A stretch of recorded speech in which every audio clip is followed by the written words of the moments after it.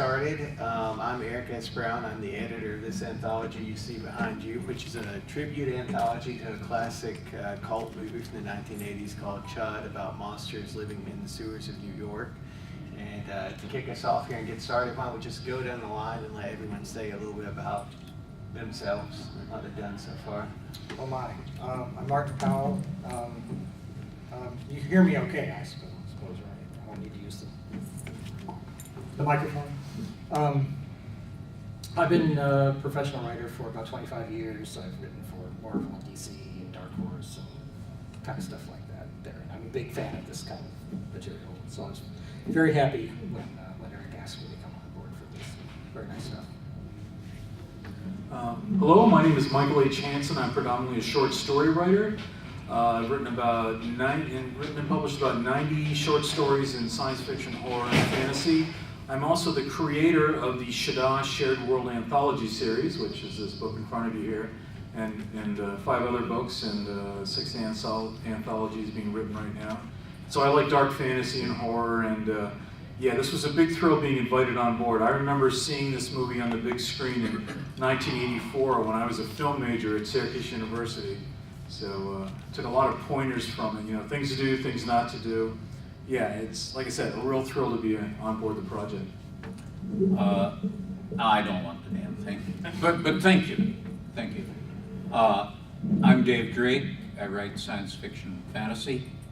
I saw the movie on Carl Wagner's television when it was on, I don't know, Showtime, I think, rather than HBO. And it was a strikingly good film, and that's why Carl made a point of showing it to me when I was over for dinner one night. All right, like I said, C.H.U.D is a classic horror film because it is a little bit more cerebral than your typical horror films of the 1980s. It didn't have a lot of, you know, sex stuff, and the gore was down. It was very plot driven. It was almost a detective movie that was a monster movie because you had so much politics and mystery going on in it with the characters. And how this anthology came about is I'm just a huge C.H.U.D fan. And I started my Halloween a little bit early last year, and I was disgusted with how much C.H.U.D, how there just wasn't a lot of C.H.U.D merchandise out there overall. Because I'm an insane collector. That's what I do. I collect like science fiction, horror, comic book stuff. And so I spent over a month tracking down the producer, Andrew Boname, who had been having a lot of health issues. And I finally found him, and I said, hey, you know, look, we would like to do this tribute anthology. Can I put you in touch with a publisher and let you guys talk it out? So Crystal Lake Publishing was aware, you know, that we kind of wanted to do something like this. So they talked to Mr. Boname and got the rights to do a one-time tribute anthology for it. And I ended up editing it. And like, I've just always loved monsters, and the scenes in the sewer really spoke to me a lot as a little kid, because when you're 9 years old and you're watching guys with flamethrowers and M16s get ripped apart by monsters, that's just awesome. Don't know why, I was a sick child, I guess, but I really loved that. So guys, what were some of your favorite moments of C.H.U.D? I'm very similar, you know, to you. I was a monster lover as a little kid. And I think what the movie did for me was it came along right at a time when there was a lot of just mostly slasher movies that were the horror movies we were getting then, and this had monsters in it, so it was something very different all of a sudden. But yeah, those scenes in the sewers, those ring out for me too. There's something very almost I don't know.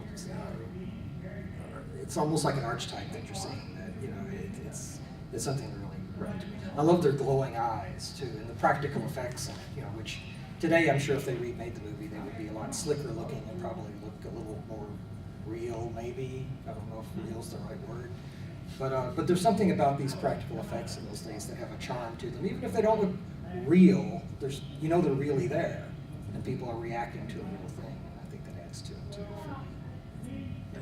I guess there's a lot of moments in the film I like, but one that really stuck out in my mind that's just burned into my subconscious was when the female lead, I'm blanking on her name, the character, John Hurd's wife, you know, the main character's wife. When after she's taken a shower, she suddenly finds herself trapped you know, in a very closed space with the cannibalistic humanoid underground dweller.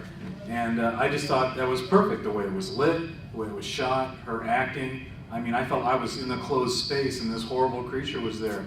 And I actually had moments of dread. You know, some people find the movie funny, some fun, some it's a little bit scary, some terrifying. But you know, as a young man, I just found that really, really frightening. And I like the combination of where they had a human in a C.H.U.D costume and then they transitioned immediately to a mechanical puppet prop.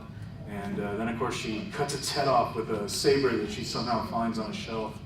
But yeah, that whole sequence just had my heart pounding. I loved it. I guess the thing that most struck me about it when I watched it was what was the back of the final credits in the version I saw, and that's not the way they cut it for the DVD release. But you have the diner, you have Nighthawks, basically, and only instead of looking through the glass at the diners, you're in the diner with the diners, and through the foggy windows you see creatures appearing, and then they get close. And you know what happens because you've already seen the aftermath in the police response to it afterwards. But in the original cut, the actual attack on the diner is behind the final credits. And that was really spooky and effective. It took me a moment to see what they were doing, because you've already had the climax of the movie in that original release version. And the, you know, playing off Nighthawks that way, which I didn't recognize at the time, do now, that was really a very intelligent choice. The fact that for the final release, which I suppose is the director's cut, or, you know, the DVD release, they changed it. It means people were thinking. I personally think the way it was originally on theatrical release was the better choice, but people were thinking. People were thinking throughout the movie, and I was impressed by that. Yeah, that was a very rare thing for a horror movie of that period. Yeah. And what Dave was saying with the end scene, that's the version I like the best too, because it almost gives it an apocalyptic feel. If you take, you know, there's this scene with the homeless man who gets bitten and who turns into a C.H.U.D, and there's a lot of debate as to whether or not the C.H.U.D condition comes entirely from the toxic waste or if it's transmittable like a zombie infection. If you take it being transmittable, it really does give it an apocalyptic feel at the end, and the sequel was terrible. I just discount C.H.U.D 2 and pretend it doesn't exist. I know the C.H.U.D 2 has its own school of fans who think it's a cult classic too. Are any of them here? Then screw it. Any Blood and C.H.U.D fans? I've never seen it. Yeah, C.H.U.D is a very, like I said, thinking movie for its time. It was very, very well acted with the cast it had. And C.H.U.D 2 is just, it's like more like Return of the Living Dead on a lower budget with not quite as good of acting. Return of the Living Dead's a classic, but you can't in any way say that movie really made you think. Maybe, you know, listen to some punk songs and want to go out and party, and, you know, but. So my favorite characters in C.H.U.D were actually Shepard and Bosch. And yeah, I think they were kind of secondary characters to the photojournalist and the model throughout the plot structure. But to me, they really stole the movie because it's their investigation into what's going on that makes it a cult classic. That Daniel Stern and... Was it John Hurt? No, not Oh, John not the main Hurt, character. the guy who played Captain Bosch. Yeah. But their relationship... I agree. I think their relationship and the way they played off each other was just phenomenal. So did you guys have favorite characters? Same as yours. Same as mine. Yeah, Okay. it almost seems like they are the main characters to me. Yeah, I didn't- Bosch. Yeah, I didn't find John Hurt as interesting. I mean, he's a fine actor and he has a nice presence in the movie, but I didn't find him nearly as interesting as those guys were. So what are your thoughts on, is C.H.U.D just specifically the toxic waste, or can it be transmuted like a zombie virus, given the in-scene cut? Based on the stories that we wrote, Yeah, we'll get to those. Just general thoughts. I mean, do you think the condition is like a zombie virus? Could it go that way? well, that ties right into my story, so it's hard not to talk about that. Okay, And go it's- ahead. Yes, absolutely, because that's part of what happens in my story within this. C.H.U.D, C.H.U.D, short for Cannibalistic Humanoid Apartment Dweller. So yeah, why don't we do that? Why don't you guys tell a little bit about what you wrote? Mine is a story called Monstrous Me, and it's from a young woman's point of view. She's actually transforming into the monster over a period of days or weeks. I just thought it would be interesting to internalize on that a little bit and describe what it's like to, and she doesn't necessarily find it a distasteful thing, really. I mean, it sounds horrible the way she's describing it, of what's happening to herself, but she doesn't seem to be greatly disturbed by it. So, it's almost a different stage of evolution in a way, is kind of how I looked at it. Next step. And Dave wrote the introduction.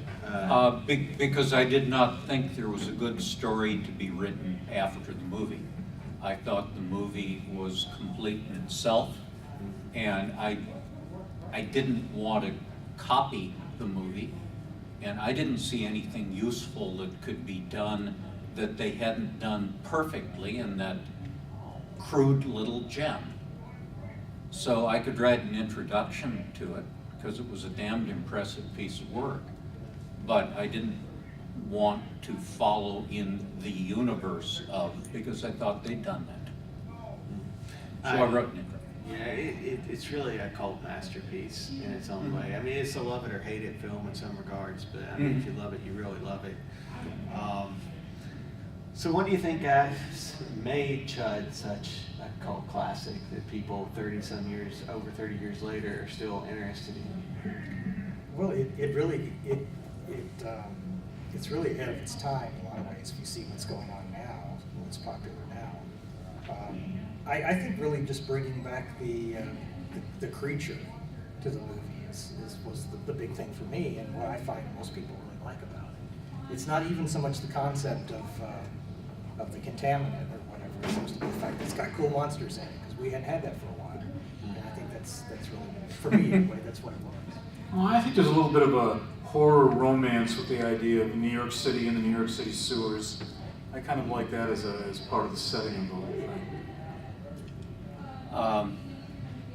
I found it really an intelligent movie. They didn't have any budget. It was obvious, even at the time to me, that they didn't have any budget. But they were thinking, and do you notice there isn't really any villain in the movie? I mean, the guy who's responsible for it is trying to cover it up. He's just a bureaucrat. He was given a job, and he did it, and oh shit. And he's just trying to cover it up. But he's not a villain. He's not somebody who's going out to be villainous. This is exactly the sort of people who, after the hurricane or after the invasion of Iraq, these are bureaucrats who screwed up horribly in front of everybody. But they were just bureaucrats. They were not there trying to completely destroy Iraq or completely trying to destroy New Orleans. They were just deeply over their head. And I kind of like that. Evil is not being done because people are evil, Evil things are happening because people screw up. And that's the world I live in. You know? And the character that Dave is talking about there is the Nuclear Regulatory Commission's guy, Wilson. And we have a writer named Nick Cato who did a story about Wilson and his son that delves into Wilson's past war in the anthology. And we've got a lot of stories that just span the whole course of the movie, like Greg Mitchell, who did the a Back to the Future book, did a great story about the guy in the phone booth with a little girl. It's just amazing. Jonathan Mayberry is doing a after the movie story that picks up after the end and kind of carries it on to another location. We've got Ben Fisher, who writes the Grumpy Cat comic books, who did a kind of humorous rave story with the C.H.U.Ds. But it's a wide range of stories that spans the entire course of the movie. I regret that we don't really have a Shepherd story that stands out in my head at this particular moment, and some writers probably out there going, you know, you've totally forgotten my story here. But And you will have. yeah, I will. Somebody will get me after this panel and say, yeah, you forgot my story. We've got a great story about the homeless people. The guy who gets bit by the C.H.U.D and the bag lady and their big bodyguard friend with the weapon that was written by Angeline Hawks. But it's just a wide-ranging thing. So guess what was your least favorite part about C.H.U.D? And I will say for me, the monsters were awesome, but when you had the extending neck scene, that really bugged me. I didn't see them as having the extendable neck thing. And Andrew Bonamay, before he passed away, talked about how that was his thing that he added to the movie. And yeah, Andrew Bonamay was the driving force behind C.H.U.D. He was the producer that got it all, bought the rights to everything, hired all the actors, and he was too sick to have an interview segment of the new release of the Blu-ray that came out last year. So he didn't get to tell his side of the story. So the anthology that we're doing after Dave's intro actually has an extensive interview with Andrew Bonamay, the producer of C.H.U.D, where he finally gets to talk about, you know, how the movie came to be and how it was through his eyes to make it. But getting back to the point, so what was your least favorite part about C.H.U.D? I'm not crazy about the extended neck either, but I don't know that I have necessarily a least favorite part. I think it all holds up. I think everything that's in it needs to be there. You know, there's nothing extra in the movie. It's like today, where you could cut an hour from a movie and still have a movie. We couldn't do that here at all. No. So I think each scene is very necessary. I think all the characters are very necessary for it. I think there's no throwaway character in it. Actually, I pretty much agree with that. Yeah. It's when you have these small budgets like this, you really do have to use everything you've got. Because the film was made for like barely over $1 million. That's one thing you have to realize when you watch it. Yeah, Very tight budget. Yeah, but that, believe me, even in the early 80s, and me knowing nothing about the business, I sure as hell knew that there wasn't a big budget behind this. I grew up watching Captain Video, so I understand about low budgets. I will say that the gas mask,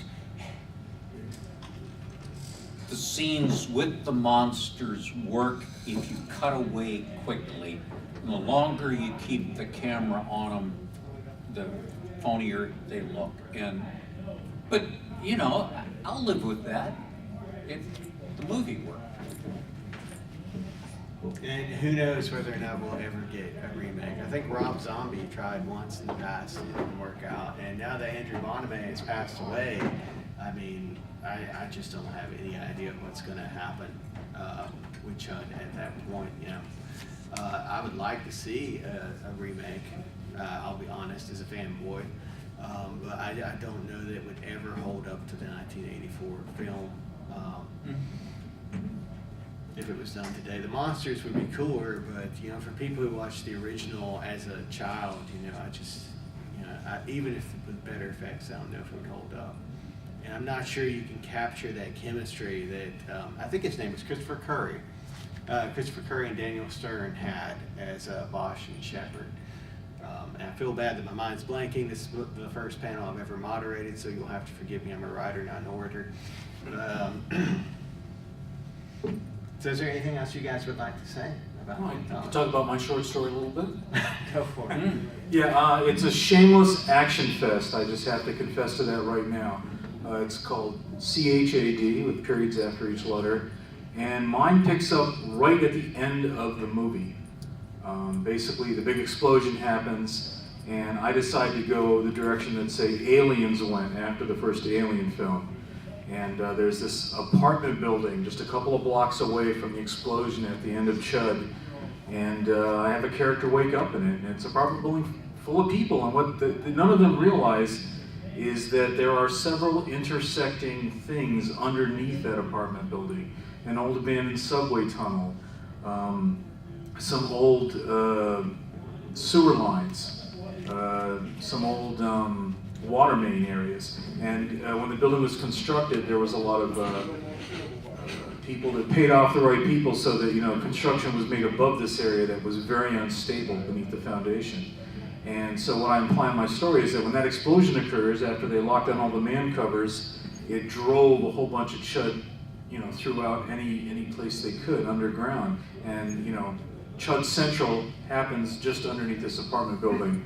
And so my whole story is the running battle between a little army of C.H.U.D and all the people who live in this apartment building, from the basement all the way to the roof. And you'll just have to read the story to see what happens. So does anybody out there have any questions about the movie or the anthology? Yes. As a bunch of fans of the movie C.H.U.D, what's it like being a part of the anthology and I guess becoming ascended fanboys? Wow, it's absolutely amazing for me because, like I said, it's one of my all-time favorite horror movies, and I did it on a lark. Yeah, I invested a month in tracking down the producer, but it was really just because I was ticked off that there was nothing out there. I didn't actually expect for him to say, yeah, let me talk to the publisher and we'll work something out. That wasn't a rational, this is actually going to happen thing in my head. But apparently somehow Crystal Lake Publishing talked him into giving us the rights. So when I heard that the book was being done, I was like, oh my gosh, I want to write something. And they were like, no, you don't get to write a story. You're going to be the editor. And I was like, okay, no pressure. So, I ended up in the editorial seat, and I regret not being able to write something for the book. But when you're able to go out and get people like these guys to do the stories, to expand the universe of a movie that you loved, it's cooler than writing the story yourself. So for me, it's almost like a dream come true. I've had one of my books adapted into film, and I will tell you this feels 10,000 times better than that did.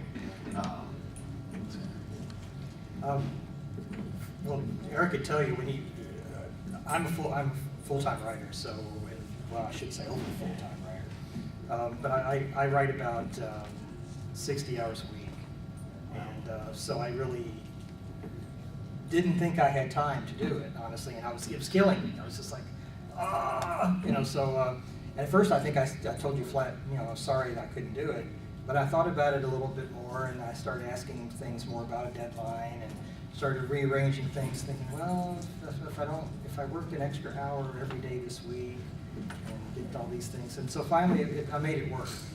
I don't really remember too much about it, honestly, right now, because my mind was dying at the time. But yeah, I was determined to do it one way or the other, so I made it work. If you really want to do something like that, you'll find a way. The greatest documentaries ever. I love the question because yes, I'm definitely a fanboy of C.H.U.D. Because like I said, I was a student filmmaker, guerrilla filmmaker when this came out, and it was one of many films that inspired me. But also, this is one of two anthologies I'm in this year, and I'm just an insane fanboy, to use that term again in both of them, because of this I'm in, and I'm also in Shadows and Reflections, which is a tribute anthology to Roger Zelazny, which has been edited by his son Trent Zelazny and Warren Lapine. And he was one of my favorite authors, along with a certain man sitting to my left. This is my big thrill that I could actually sit at a table with David Drake. So sorry to embarrass you, I just had to say that.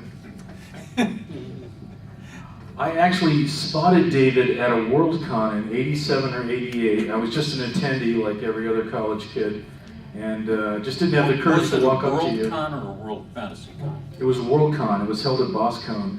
It was '87 or '88. You were standing near the counter. I may have been at a Boscone then. It was a Boscone, yeah. Yeah. Okay. I just didn't have, I was just too afraid. He looked a little different. His hair was a lot longer. Yeah, and it may not have been as gray either. I started getting shorter haircuts. In '87, I started riding. I haven't driven a car since 1987. I ride a motorcycle, and if your hair is really long, even with a helmet, hair tips flick around and flick you in the eye, and that's really uncomfortable. So I started getting shorter haircut. I work for myself. I don't care what I look like. So, you know. You had this really cool looking satchel, I remember, that was hanging on your side. Yeah. You had a neat looking kind of was it a sweater jacket that hung kind of low down to your thigh level. Mine will have. Yeah. Yeah. But to answer the question about being a fanboy, I'm 55 years old. I'm a part-time writer. I'm not like these gentlemen who are full-time writers. I wish I was. But at 55, yeah, it can still happen to you. And I'm in these two projects that I dreamed about, you know, when I was in my 20s. And it's just a great feeling. I think it's just fantastic. I will answer about what I did. When Eric first raised it, okay, I'm a full-time writer. I've got, I don't know, 70, depending on how you count, 70 to a couple hundred books out. Yeah, really. But I've got time to do what I please if I please. And I liked the movie, and I hadn't rewatched it in quite a while. I immediately got a copy of the DVD release. But I thought about the movie and I thought, all right, this is a gem, but I cannot add anything to this. I could rehash it. I'm not interested in doing that. You know, I think they did just fine the first time. I've got other things I want to write. So I turned Eric down. And then he came back and said, well, could you possibly do an intro? Yeah, that I could do. This isn't a matter of money. It isn't a matter of time. I've got plenty of both for what I want to do. And to do a tribute to a movie that I thought was extremely well done with very little going for it in a genre that I did not respect, and I don't respect most of what was happening in the field. And that's what I said. And this one stands out. And when something really stands out, that's worth saying to the world. You know, okay, you think all this stuff is crap, and you know, most of the time you're right. This one wasn't crap. And when he said yes, I was ecstatic, because, I mean, that man right down there is the whole reason I have a career, okay? He is totally my hero. He's done Let's it be all clear on himself. that. And my other childhood hero, David Robbins, is also in this book. If you don't know David Robbins, he wrote a classic, like a post-apocalyptic series called End World. It was very famous. And he's done a lot of ghostwriting for famous Western stuff, like he did some Ralph Compton books. And he did the novelization for the Russell Crowe movie Proof of Life, and did the novelization for the Cuba Gooding Jr. movie with the scuba divers, Men of Honor. So to have David Drake and David Robbins and be editing them both in, you know, one of my all-time favorite movie tributes, yeah, it really is the dream come true for me. So it was pretty amazing. So any questions? Sort of a connected question. This is to all of you. What, before I sort of understand because of the special effects, what in your experience, what seems to be the issue or the problem now with getting certain novels either turned into animated movies or live action movies now? Because like with Hammer Slammers, like with all these other really high tech sort of set in the future, either you've got hover tanks or giant robots or whatever. We've not had really a BattleTech movie yet, which is surprising. Yeah. You've had the animated series and you've had some other robot related movies.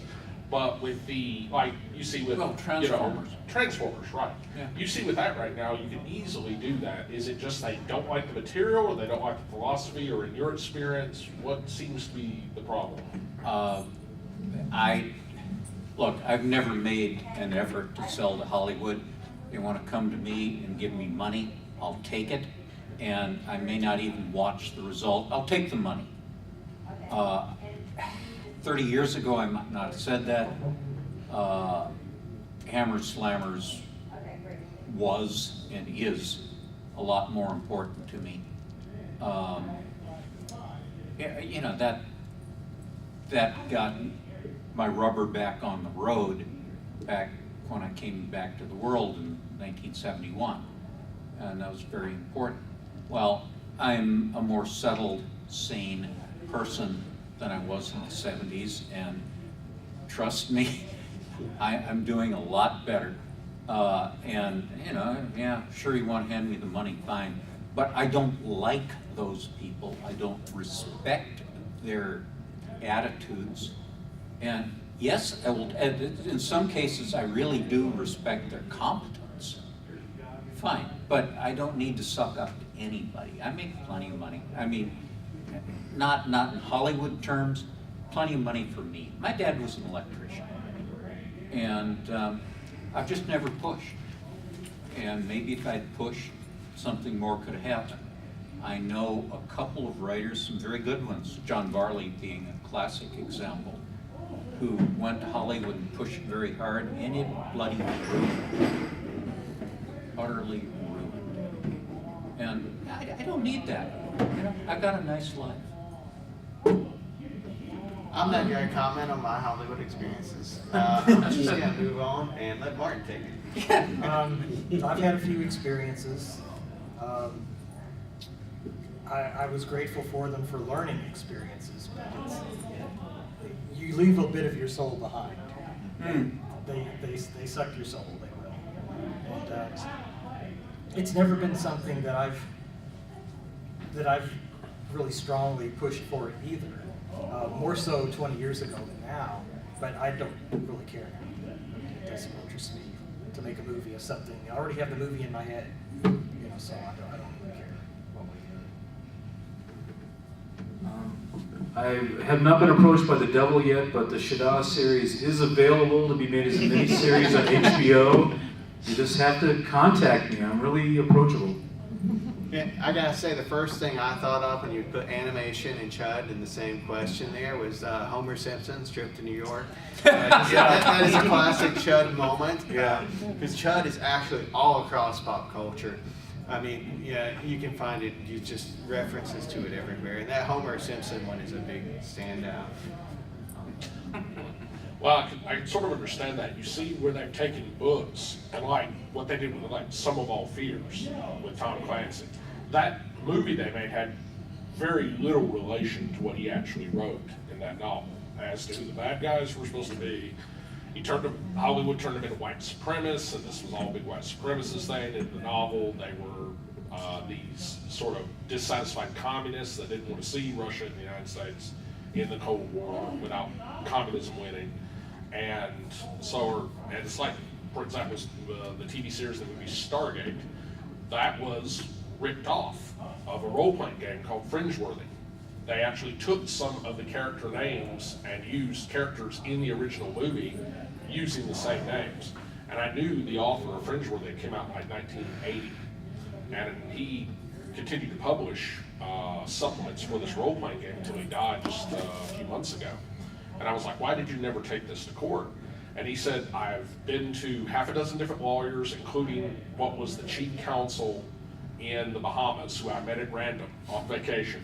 They told me if I took this to court, I might get something 10, 15 years down the road after shelling out hundreds of thousands of dollars in legal fees. So, I mean, if you actually took the game and you look at the TV show, you're like, there is no way this is simultaneous development. I mean, the whole symbols on the ring and everything else, that's right out of the book. And you actually take actual character names and then call like your people in the movie the same names. It's like, to me, that would be a slam dunk. But If I could step on David's toes for a minute, I just think Hollywood is just too politically correct for, say, any kind of adaptation of something like Hammer Slammers. I mean, look what they did to Starship Troopers. Right? I mean, And oh she- my goodness. And she took his name off it, but she cashed the checks.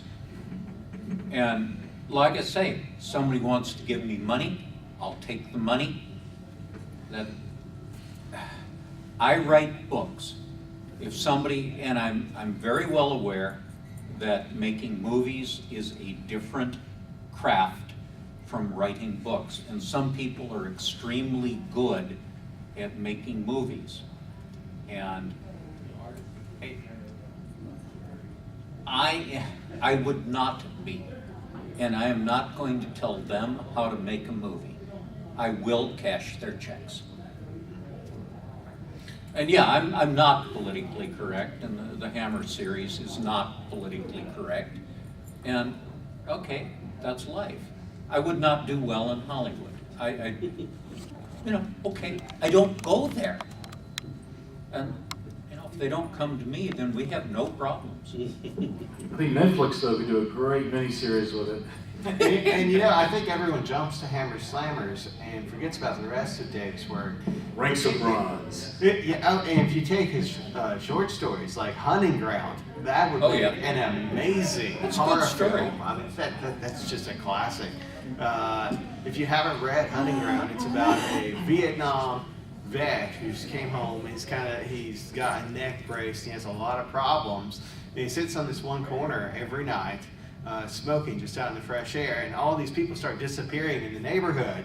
And it turns out it's like this giant alien spider monster, and it's up to this disabled vet and his buddy from Nam, who's one of the police officers in the area, right? Yeah. Not sheriff, but police Yeah. officer. And they have to go stop. It's Durham, North this- Carolina, Yeah, and that stump was one I sat on in the evenings. But Yeah. I mean, it's an amazing story, and I think Hollywood just overlooks so much great stuff in literature that could become really thinking movies like C.H.U.D. that would still draw an audience. I mean, and do we get real monster movies anymore in the horror genre today? I mean, most of it's Final Destination, where you got ghosts and curses and stuff. I mean, when was the last time we had a real powerful there's monster been plenty of movie? horrible movies. Oh, I mean- horror. That Mummy Sorry. reboot was pretty scary to watch. I have not made it there yet. Oh, I get it now. Haha. Yes. Yeah, the Mummy's been done to death. I'm just not sure the Mummy's a creature that could be really well done in today's society. But that's just my No, but opinion. the original Universal was very good. The remake of it, less good, and as they went on, they got less and less good.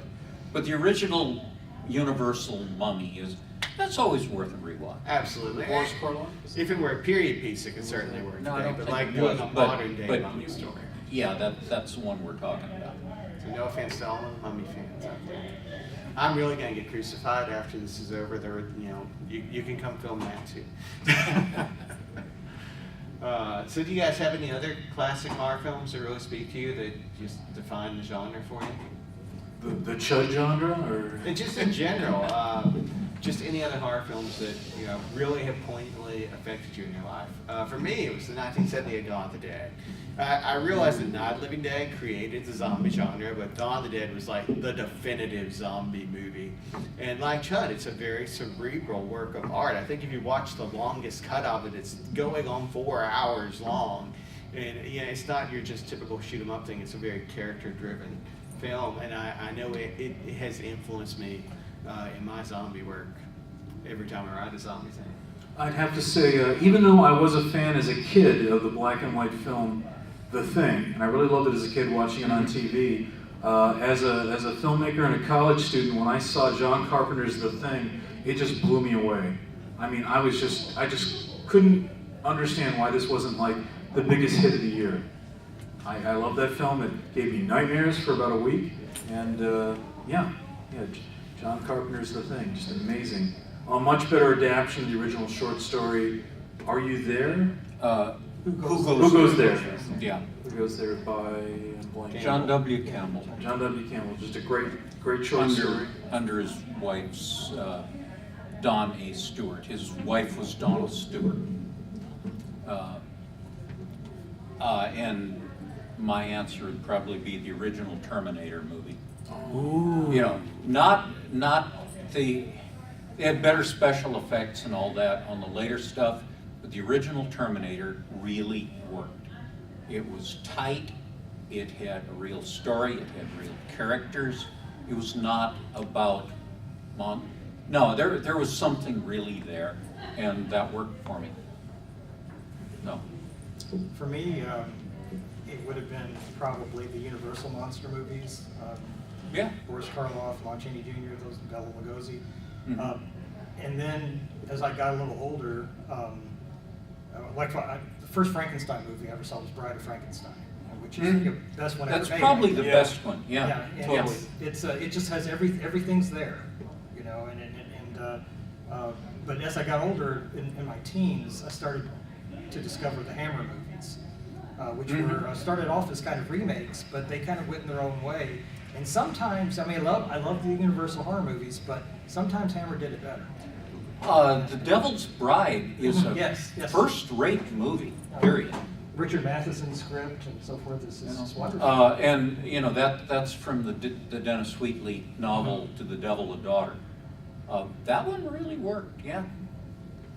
And so the tangent again, in the anthology we also have at the end of the book an interview with the screenwriter Parnell Hall. So we got Andrew Bonamy as the producer giving his insight into the movie at the beginning, and Parnell talking about what it was like to write the script. I'm looking forward to this book. When does it come out? November. It comes out November of this year from Crystal Lake Publishing. Yeah, I guess I should mention that at some point. Yeah, well, hey, I'm interested. I don't know any of you guys. But And I'm not sure anybody's actually said the title of it. It's C.H.U.D Lives. Yeah. I think we can figure it out from the poster. Small clue, yes. And in addition to everything else I've mentioned, Bonamy Productions, Andrew Bonamy, they were kind enough to send us like just this huge mass of unreleased photos and making of stuff for the C.H.U.D monsters, and we will see some of that in the book as well. There'll be like a photo section that has stuff the world has never seen from C.H.U.D in the This book. can be kind of a fun book, people. We certainly hope so. So any other questions, I think?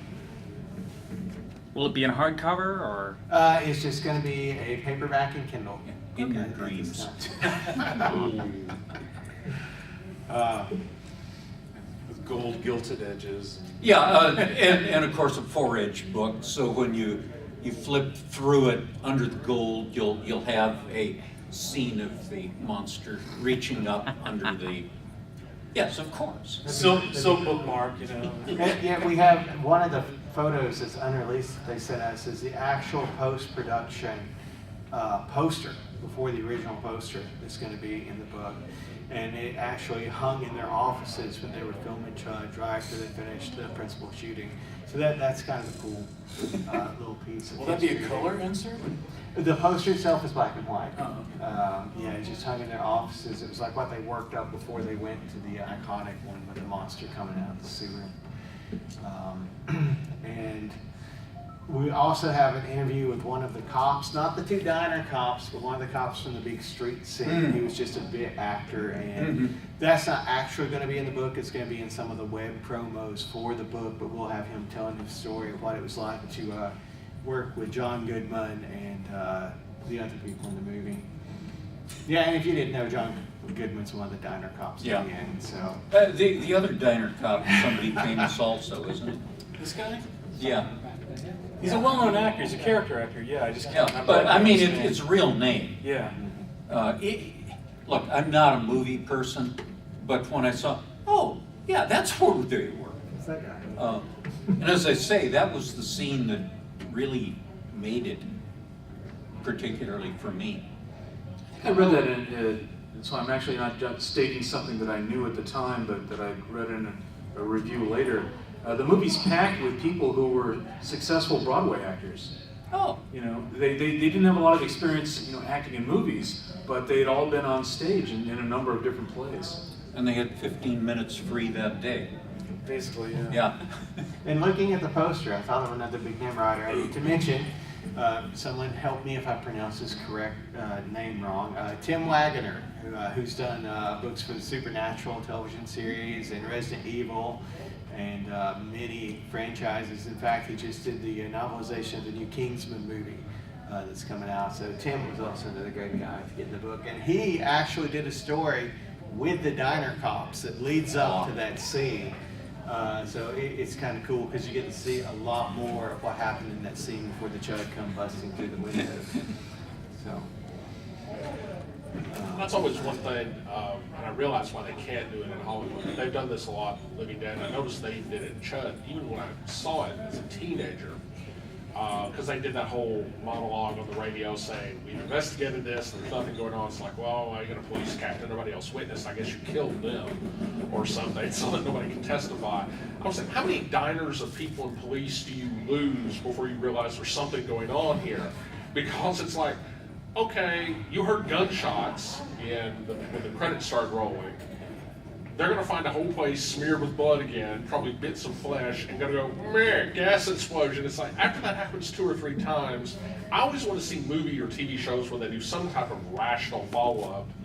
Like what they did, I was so disappointed in like Fear the Walking Dead, because I can understand they that. just jumped right into, they didn't have this build-up and they were in LA. It's like, yes, I understand they could be wandering around, you don't know who they are. But based on their behavior, they attack anything they see. This is not going to be simply brushed aside after the 19th person comes in, partially devoured, in the same day. That's not just a normal thing. And I was like, why didn't they have some sort of writing that would address this at least a little bit? And then it immediately went from, well, he's running down the church to the apocalypse has happened. And I was like, how? How does this go on without there being some kind of build-up? well, with C.H.U.D, you know, the level of intelligence of the monsters is never fully stated. We see them instinctively attack some people, but we also see them worshiping the toxic waste that everyone created them. So we don't know exactly how intelligent or how much of a little culture they have in the sewers. We also don't know how many of them they are, but they certainly survived the explosion at the end. The script says they all died, it wrapped it up out. But, you know, as a fan, I like to think they lived on because there were so many of them and it was a small contained section. Could I ask the audience a question? If there was another great horror film from the 1980s, what would you like to see made into an anthology like this? Anybody? Spoken by a man who has no idea how hard it is It's to get legal not- rights to anything. It's not from the 80s, but I'd love to see an anthology around The Crow. Oh yeah, that is an amazing movie, but there's so many comic books. But no anthologies. No anthologies. I would actually like to see a follow-up, and a lot of people, to me, this, and I don't know if it's just because of the mood they said, I thought the concept was terrifying. Prince of Darkness from John Oh Carpenter. yeah, that's amazing. Because I always thought, you know, they always implied you're gonna, you know, something's gonna come walking down this church in 1999, and now it's her at the very end, and they never followed it up with another movie. And I thought, just the concept of that everything that we believe is wrong, was far more terrifying than what was actually happening in the church, and they never followed up with any of that. And Alice Cooper was just an added bonus. Yeah. So. I want to admit that I really strongly hinted to Jonathan Mayberry that he try to make some kind of a deal so that he could create a tribute anthology for John Carpenter's The Thing, and then I begged him to put me on it if that happens. So. Sean, you have any questions? Just all of you guys seem open to the movie being remade or rebooted in some fashion. If that happened, how would you want to see that? As my short story, Chad. Oh, and I'd make it as a period piece set in 1984. I think that's where the fun is, because that's what I did with my story. I wanted to make sure that it read as if it took place in 1984. So there's, you know, the politics, the clothing, the technology, everything that would make you feel like you're there when the first C.H.U.D movie existed. I think that would make it a lot of fun. As a fan, I would like to see it stick as close to the original material as possible. But as a realistic person, I think in order to truly make it work with today's audiences for a new generation, you would have to pull a Zack Snyder with Dawn of the Dead and keep just the principal stuff and make your own thing entirely. And if you look at the 1978 Dawn of the Dead and the 2000s remake, they're completely different movies, but they totally work in their own way, and they're both classics in the zombie genre. You sort of look at C.H.U.D with the movie now, and I've got it, and if you just watch the news now, like when they talk about the security they do up in New York, it's like, they're gonna get slaughtered. They'll be dead in 48 hours, unless there's thousands of them down there. Because if you have heavily armed SWAT on every corner, they're not gonna survive, and unless they're bullet resistant or somehow. It's like, you just, with the amount of force that you see there, you just don't see, well, how could they possibly even survive? And I like the idea of, like, no cell phone cameras or anything, then, you know, if you have some panicked person saying, I saw this monster, it's like, well, you've got nothing on film, and so forth. Which I noticed they sort of addressed in The Strain, where they had to, like, crash the net so nobody could get the word out. And it's like, oh, okay, they're showing some forethought. But, yeah, I would like to see the period piece. That would be cool. I don't want it remade. I think they did it right the first time. Watch it just as you watch Bride of Frankenstein now. And could you remake it? Sure. Instead of a Van de Graaff generator, could you have fancier tech? Yes, of course. Big fucking deal. Let that one stand for itself and make something new. Do what the original film did. Use your brain. Well, considering Hollywood is remaking everything now, they don't want to. Well, I told you my opinion of them, didn't I? I have another panel to go to. Eric, this has been a delight. Our honor. Thank you, Dave. Thanks for being with us. They don't want to purchase anything. Something new is a risk. Yeah, well. Yeah. All right. Well, thank you guys for attending. We appreciate it, and the book will be out from Crystal Lake Publishing this November. Thank you. Great.